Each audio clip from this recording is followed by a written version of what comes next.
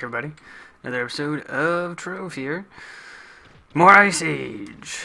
Ice Age? No. Ice Mage. I meant to say. This is still working for me. I mean, I still need to use my... Actually, it's probably not going to work for me now. I just went up to another world.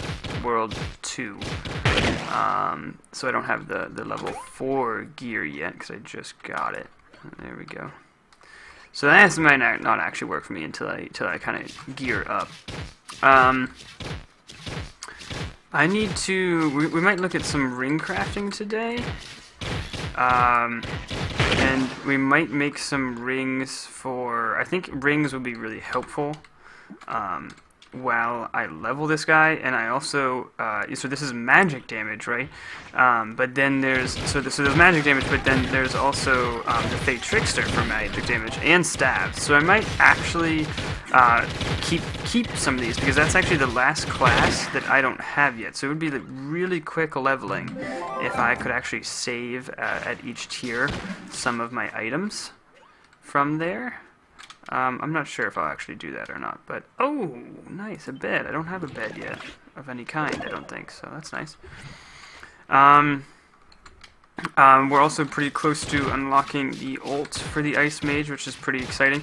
And I have a little bit more in-depthness to do for the Ice Mage. Some stuff that I didn't think to look at before that have occurred to me that I want to look at now. So let's start off with some of that. So the first one I think we can actually demonstrate on this big thing up here. Actually, well, there's an easier one. Let's just finish off this guy. So the ability that I like to spam, the right-click mouse to, it's called something about dropping something. Ice Crash. Yeah. I wanted to see the actual range on it, so you can see the ability pad there, right? So that, I don't know what you call the particle effects and the little laser light show. So if I just aim straight out into the distance, you can see how far it reaches, and that's pretty far. That's pretty good. That has a nice range on it, right? So. The next thing is how it behaves with inclines and stuff like that, and where your cursor is and where it will go. So if I hold it here and I point at the wall, I was just looking at this. So the thing appears, the wall stops it, right? Even if I have my cursor right near the top. And the other thing about that is that it doesn't actually hit the lip. Even if there's an enemy on the edge, from what I could tell. The actual, well, I don't know. That there kind of, I'm trying to see if it collides with the enemies. It does. So I think, you know, I was in a situation a second ago. Let's move over to this dungeon and see if I can actually force the situation for it to happen. Where I had an enemy on the edge of a lip like that. Like, for instance, see, I don't want to aggro him, because I want him to stay right on the edge there. Okay, that didn't work. I couldn't hit him. Anyways, I thought that I would be able to sort of use the nature of the attack to my advantage, and I couldn't. But I'll see if I can show you more what I meant. It's not like a bug or something that I want changed or anything. It's just something to note when you're using it. It's kind of what that ability can't do, even though you might think it should be able to. What else? I had a couple other things to talk about the Ice Age. Oh, the number 1 ability is really sweet.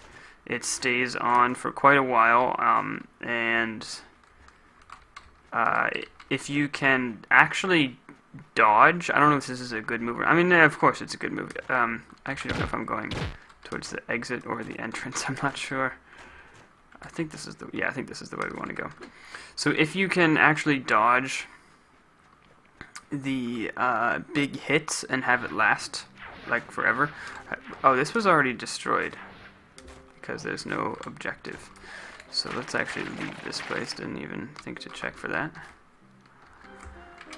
I guess we'll keep heading south or something. No, let's go over here and actually go sort of on that little bridge. This is unexplored territory. What was I just saying? Something about... Oh, yeah. So if you can dodge the abilities to keep that buff going longer, it's actually really awesome because I don't even... What does it say? I don't... That's an interesting thing. I would have... Here's a note. I would like to know some of the numbers on these abilities. They might be posted on a wiki somewhere or something like that. But like, if let's just use it. So that took down, from the looks of it, more than half of my level 4 energy level. I don't actually know if energy level is something that changes with your rank. I'm not sure about that. But, you know, if I can dodge this guy's attacks, it's well worth it, because you don't want to have to, in a fight, actually use this. You kind of want to... It lasts so long, you kind of want to use it, from what I can see, before the fight, and then let your energy regen real quick and get back in, so that you can kind of spam the right click like I was showing you in the last video. And you know, the big hits usually have a visual indicator when they're coming, like the guy does a giant, like a pitcher winding up to throw his punch or something like that. And so it's usually not that hard to sort of get out of the way. It's a little tricky for me right now because I don't have any jumps on my armor, but if I did, that would be like no problem. Right, because this guy doesn't even have big hits, I don't think. Maybe all enemies have a big hit. I don't know. I don't think the spiders have one. So you don't even need to worry about that. But you know, as long as you can maintain this shield for a while, this is still that first cast from a minute ago. Again, these spiders aren't going to hit me, so it's not a problem. So just all my energy can go into raining down the ice shards right there. Don't worry about it. Same with these guys. Okay, these beetles, that upward spin might count as a upward spin, the upside down spin move is what I meant to say. That actually might count as a big hit. I'm not sure. That'd be something to look into. I might actually spend some time taking notes on what counts as a big hit. Looking at enemy behavior is one thing that I think I would rather wait until, I don't know. A part of me wants to look at some enemy behavior, see if I can figure out, you know, how many blocks it's away the aggro is it different for mobs. It'd be really hard to look into it, and it's the kind of thing that, like, any patch could change, and they might not give the number specifics, which means you would have to do it again. Kind of a bummer there. Oh, I'm going the wrong way from where I wanted to go. So, you know, maybe I'll just wait until like a later beta to do something like that, or see if someone else wants to put in the work to do it. I am working on a series of videos, a little mini series of Trove, about where you can find each block type, primal block type out in the world, and I'm also putting my results in a giant spreadsheet that will hopefully be useful to everybody. I'm not sure, but to give you an example of what I'm talking about, you know, let's say I'm going to do the videos by color, so there's going to be a video for every primal color, and I have to figure out where you can find them all first, and I've done most of that. There's a few biomes I have to look into, but I've done this one, so I don't know the nut colors offhand, but I do know that if you break these bottom ones, okay, so you get orange, right, and you can sort of see there's actually a slight color, like these are kind of tannish, and then the white is up here towards the top. You break that, you actually get gray, I think. Yeah, gray. So the video is just going to be a montage of, if you want gray, then you go to this biome and break this, this, and this, or this biome, this, this, and this, or this biome, this, this, and this, etc., etc. And then, you know, changing up for the color is going to be a completely different video, just so that you know, it's easier for you guys to find what you're looking for, you know what I mean? Because normally people set out to find a color, not like, I don't know, a biome, and then just take whatever they can get. Anyways, So that's coming in the future, and I was thinking about doing the same thing for mob behavior, if there is much different between the mobs, but I don't even think there is. I don't think there'd be that much to look for right now. It would mostly be sort of like just what all mobs in general do. They all probably have similar aggro ranges and stuff like that. You know, there's like melee ranged, and that's it. Well, there's like normal range, and there's the people that like throw things in a big arc, like the mushroom guys and those lava crabs and stuff like that.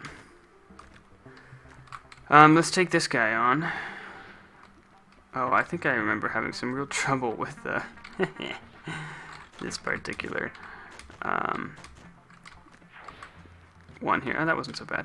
I think I had a problem with that little parkour piece right there. I actually handle parkour a lot easier when I move slower. I mean, I guess that does make sense, doesn't it? And you move slower in the lower levels, I think. Am I just supposed to drop down? There's more enemies here, so I guess I'll drop down. Yeah, there's a portal. So here, let me show you this. Okay, so I think there was another guy up there. He did not drop down. Will he, though? See, here's interesting mob behavior, right? Is it the distance that's making him not want to drop down? If I place a block... Yes. Yes. So there's a thing that might be interesting to know. Well, okay, so here's the thing, right? It's interesting to note that in something like Minecraft because you can create farms and loot them, right? There is nothing like that here. So maybe it wouldn't be interesting. It's interesting to me because I'm sort of like trained to find that thing interesting because of all the time playing Minecraft and other games like it, where... you know, figuring out the mechanics of the world can actually get you somewhere. Here, I don't even think it could. All it would be was like, all that's really useful is when will you get aggroed and when won't you. That's the only thing that's really useful.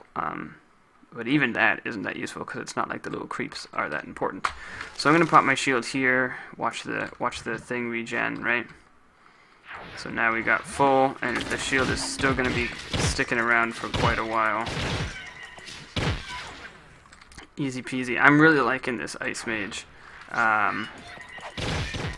One of the things that I wasn't liking about Candy Barbarian was that we were, I think, rank 16 with Candy Barbarian, and the worlds were kind of difficult.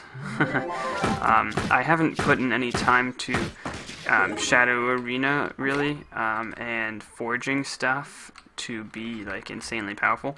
So I'm, like, kind of a little stuck right now with the gear that I have with Candy Barbarian, and not able to really get any, like, into the higher worlds. So I need to do that. That's something that's probably going to be live stream material, I would say. But luckily, I have two amazing classes. I've mentioned in like 2 videos ago, I think I talked about the website Trove HQ, which was an awesome guide and blog about Trove and its development that you should totally check out. Really nice guy running it. I had a little email back and forth with him about. He actually featured one of my most popular videos for a gardening tutorial, which is interesting because I actually am really uncomfortable with that video of mine right now, only because I made it the day that gardening came out, and it has the bare bones basics, but like all the really unique facts that I talked about in there have all been patched out.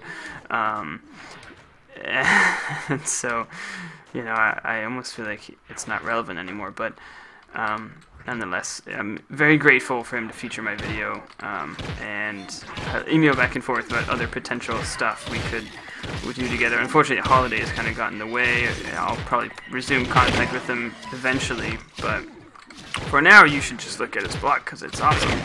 And one of the things, why did I even bring that up? Why did I bring that up? Oh, there's a poll on there about which class people think is currently the best. And the Fey Trickster has been in the lead for like a long time. So I need to, I mean, I wasn't thrilled with the Fey Trickster. So I need to look into it. Maybe I was playing him wrong or whatever. I think I was playing too aggressively. I think if you're a little more cautious with the Fey Trickster and you make sure that you never get hit, you'll stay with your damage buff and from the passive. And I do remember thinking that the ult from the Fey Trickster was pretty good. I think, if I remember correctly, the ult is the fake people, which I remember being a little overpowered because of the tendency, because the enemies would like really fall for it. That may have been patched a little bit. I remember it was, oh, okay, this parkour is a little trickier, just a little trickier.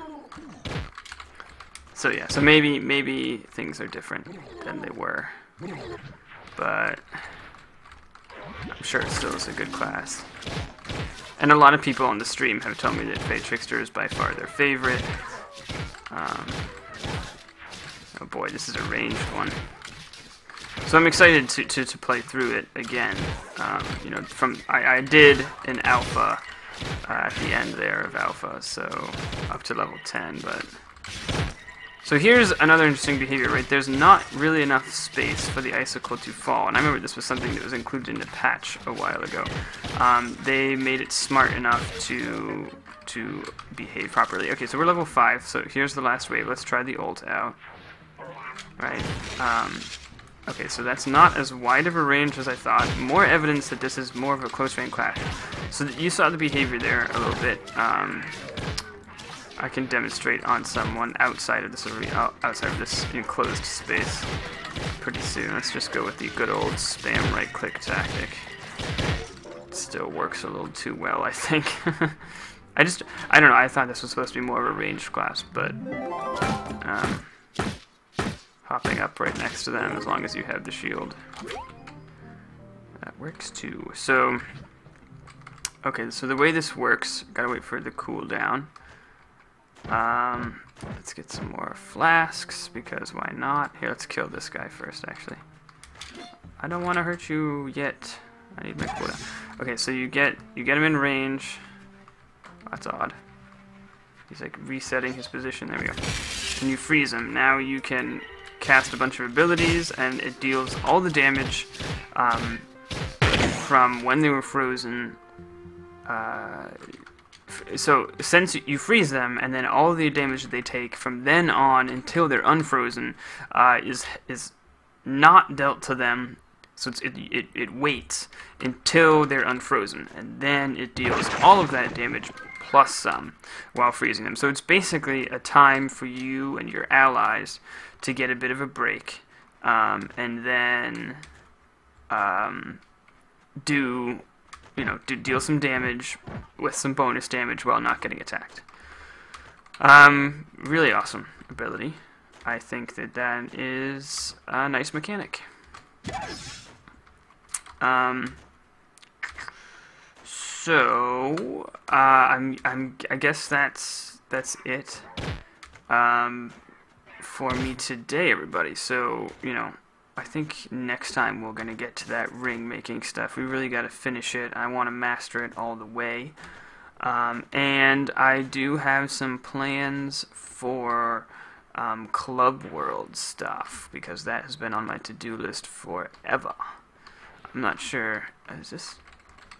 I don't know. Oh, did someone do this one? I don't think so. Oh well. I'm not gonna. Alright. So, that's it for me for now. Eddie out.